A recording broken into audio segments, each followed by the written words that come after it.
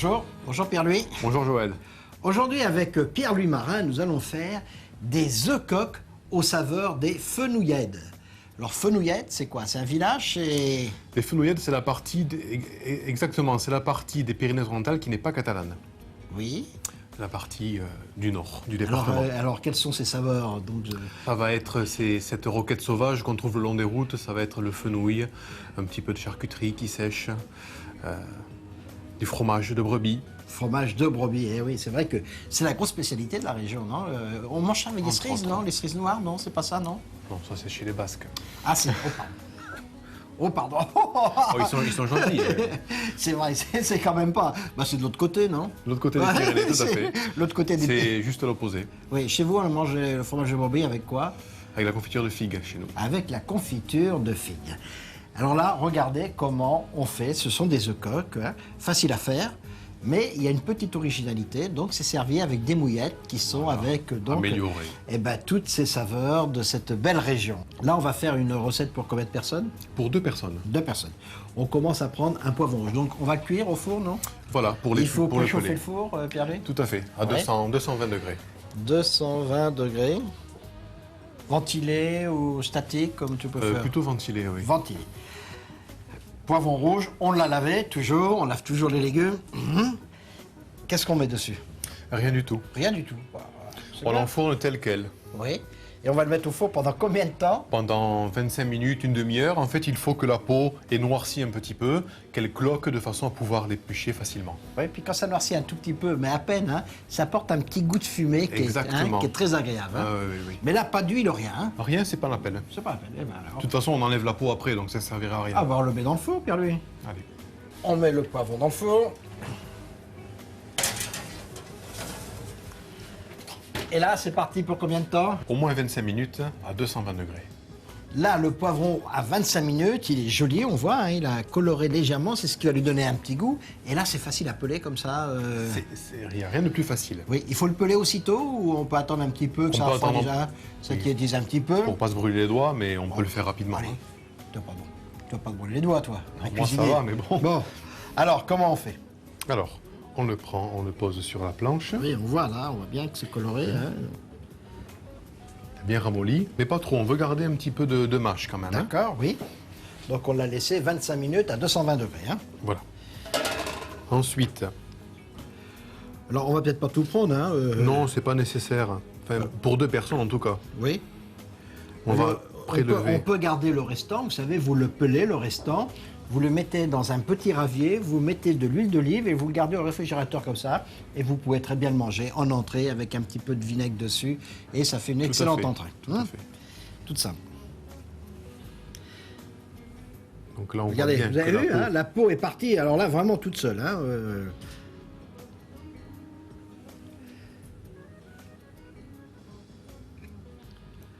Alors quand il y a une grosse quantité comme ça, il y a aussi une possibilité, c'est de prendre tous ces poivrons, de les mettre dans un saladier, de filmer à chaud, sortant du four. On filme le saladier, le dessus, et on laisse pendant une demi-heure, et là, la peau s'en va tout seul. Alors là, maintenant, on va le couper, carrément. Voilà, on va faire des lanières. Oui. Donc, on va, étant donné qu'on veut des lanières bien rectangulaires. Oui, ça, on le garde, on peut le mettre là. Ouais. Mais c'est bon, hein, quand c'est comme ça.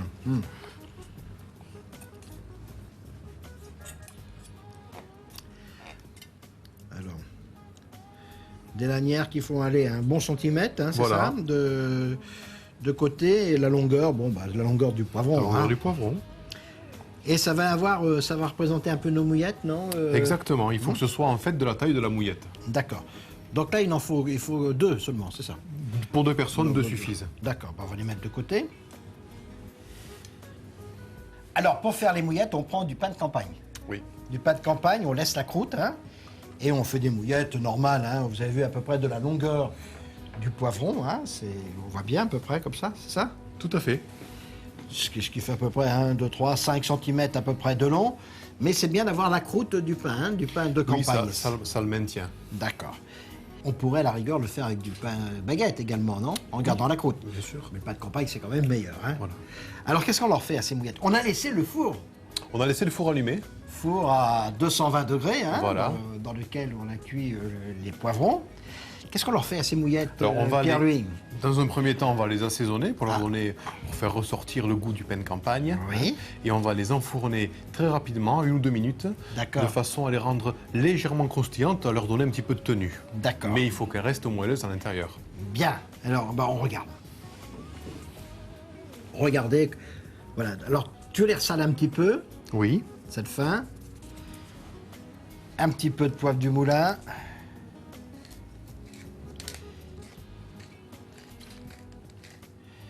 D'accord. Et bien évidemment, Le petit filet d'huile d'olive dessus, et oui, qui va bien les parfumer. Et c'est bon déjà du pain simplement avec de l'huile d'olive. rien que comme ça, c'est bon. Ou alors en écrasant une tomate dessus. Oui. Qu'on râpe un petit peu, qu'on frotte Voilà. dessus, à la manière espagnole. Tout à fait. On les glisse dans le four.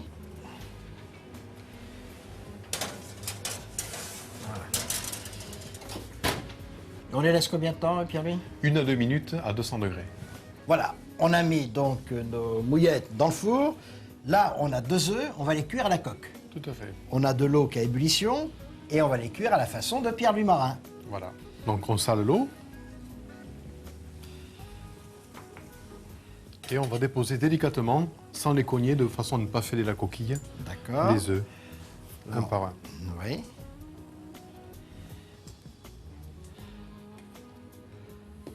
Très bien. Et là, on va les cuire combien de temps pour les avoir à la coque, À Pierre-Louis? la coque légèrement un peu ferme, 3 minutes 30.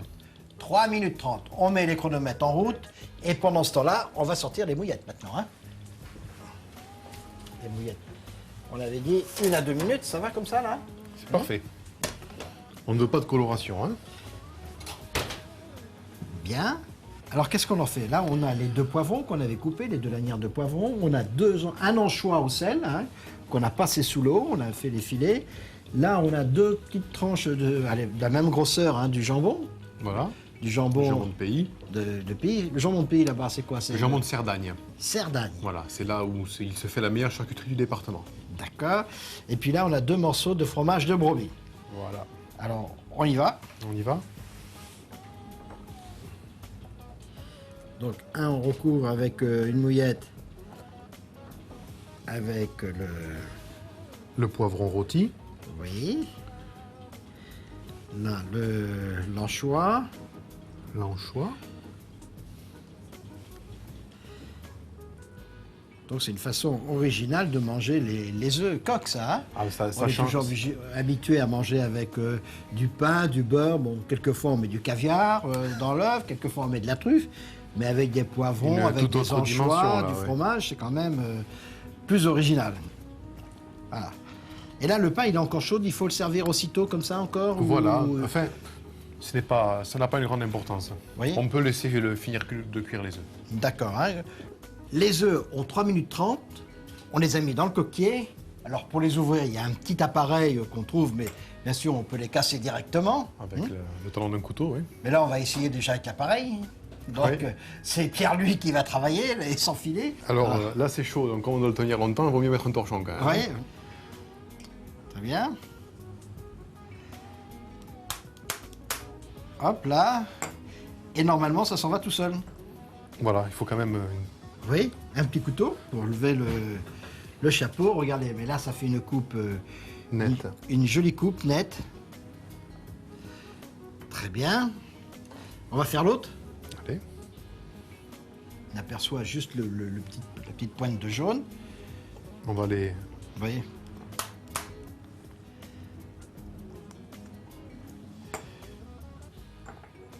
Très bien.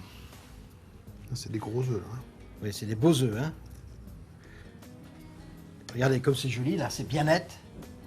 Très bien. Alors, on va les dresser. On va faire voir un petit peu le jaune, non? Ou- Oui, j'aimerais bien enlever un Hein? petit peu, ouais. On va en enlever un petit peu. Hein. Et maintenant, Pierre-Louis va nous faire voir comment on assaisonne les œufs en Catalogne. Alors, on a retiré un petit peu du blanc. Oui, pour pas que ça déborde trop quand on Oui. va plonger la mouillette. D'accord. Et là, à peine, parce que les mouillettes sont déjà assaisonnées, hein. Mais bon, Alors, un petit peu de fleur une de pincée sel. de fleur de sel, Un petit peu de poivre du moulin. de façon à ce que ce soit joli tout seul. D'accord. Et bien sûr, une goutte d'huile Et, d'olive. ah bon, de l'huile d'olive carrément? Oui, mais à peine.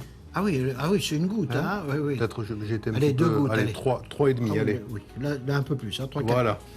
Dedans. Voilà. Puis Et ensuite, alors, les petites mouillettes. on arrange les mouillettes. Donc, il y a 3 sortes de mouillettes. Hein. Ah oui. Voilà. Ouais.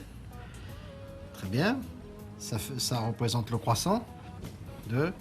Ah non, il y a 4 mouillettes. Hein, 4 mouillettes, voilà. 4 mouillettes autour. Le fromage, et oui, il Hop. commençait à fondre un petit peu parce que le pain était un peu chaud, c'est normal. Hein.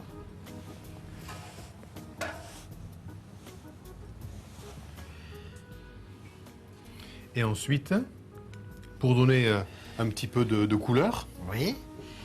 on rajoute nature quelques feuilles de roquette De roquette ou de riquette. Hein. ou de riquette. La riquette, les feuilles sont un petit peu plus pointues que la roquette. Un peu plus amères même. Hein. Et là, on met rien dessus, on laisse comme ça, pas d'huile d'olive, rien là. Hein. Rien du tout, c'est déjà Là. suffisamment assaisonné. Et on sert aussitôt. Aussitôt. Et puis, avec des œufs, est-ce qu'on sert un vin avec des œufs? Oui. Ouais. Ah, Et là, bien. pour trancher un petit peu, je sers habituellement un muscat moelleux. Eh oui, tiens, c'est original, ouais. Ça passe très bien, ça se marie Alors très bien frais. Bien frais, bien fruité.